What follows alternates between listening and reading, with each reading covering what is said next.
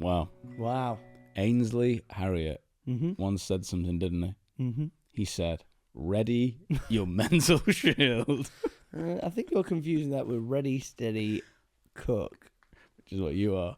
Anyway, let's jump into it, shall we? I've got one today. It's April the 6th. I've got one from our friend Marcus Aurelius. Marcus. When you first rise in the morning, tell yourself, "I will encounter busybodies, ingrates, egomaniacs, liars, the jealous and cranks. They are all stricken with these afflictions because they don't know the difference between good and evil. Because I have understood the beauty of good and the ugliness of evil, I know that these wrongdoers are still akin to me, and that none of them can do me harm or implicate me in the ugliness, nor can I be angry at my relatives or hate them, for we are made for cooperation." I like the way you said busybodies. Did you? I like the way you said busybodies there, love. I'm going to bring it right back down to earth now for you. Right, it's okay. Right, so the Stoics used to have this thing where they would imagine the worst and actually lean against the worst. I'll give you a few examples. Marcus Aurelius used to stand over the cot of one of his children and imagine that the child didn't make it till the morning.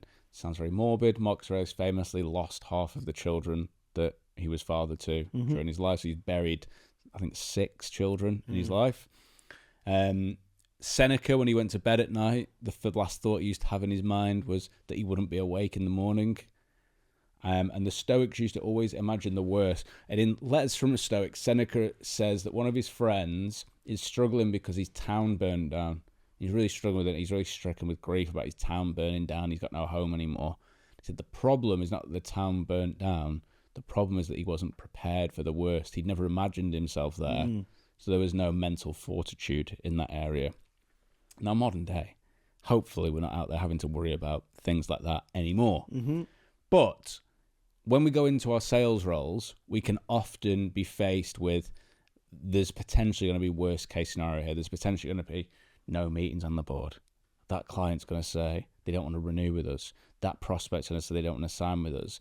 This person's going to come with a competitor. My boss is going to grill me about this deal that I should have got over the line by now. Whatever it may be, there'll be worst case scenarios. Now, if you're a practicing Stoic salesperson, how can you prepare for that, Jack? So I think the key thing is to imagine the worst, but not worry about the worst that could happen. So there's a fine line, isn't there, of imagining, laying in bed at night and thinking about all the things that could go wrong, but then actually going into a spiral and really worrying about it and letting it keep you up with like all night. It's okay to meditate on it because actually you're preparing for those rainy days. So this is probably like a really nice place to talk about the first aid kit. So we talk about like what can you do to prepare. So if you are imagining what could go wrong, well, you could miss target. You could have a deal that doesn't go through. You could not book enough meetings in the year. Okay, well, these are all things that could happen to you in sales. So what could you then do to avoid those? Well, I could put more input in. I could book more meetings. I can make sure there's more opportunities on the board. I could just have more of everything. So all of a sudden, you go from focusing on what could be a potential pain point in the future to, well, what can I do to prepare for the storm? And it's about having processes, systems in place that are going to get you through those rainy days. You don't want it to rain and you be scrambling around saying, where's my umbrella? You want it to rain and say, hold up, this one's made of duck's feathers. Wow.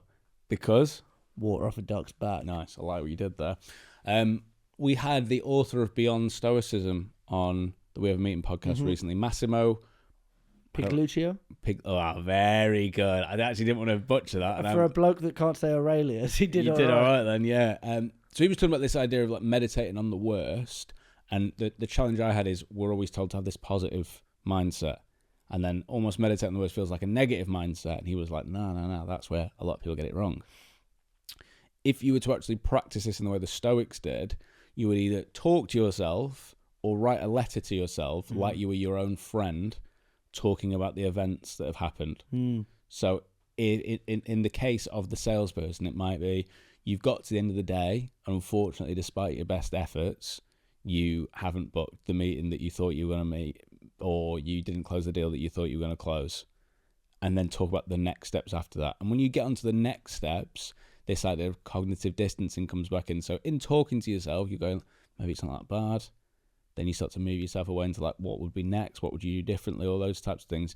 There's that separation that grows. But the key thing here is to talk to yourself like you're your own friend, not like you're your own enemy. Yeah, I love that. And we always say like the first step in self-developing is self-awareness, but then the second step is that self-compassion and not being too hard on yourself. Because actually, if it was you opening up to me, no, actually that's a bad example because I'd probably be awful to you. But if it was two friends opening up to each other, Two friends opening up to each other, and one saying, I'm struggling with this, the friend would be there for them.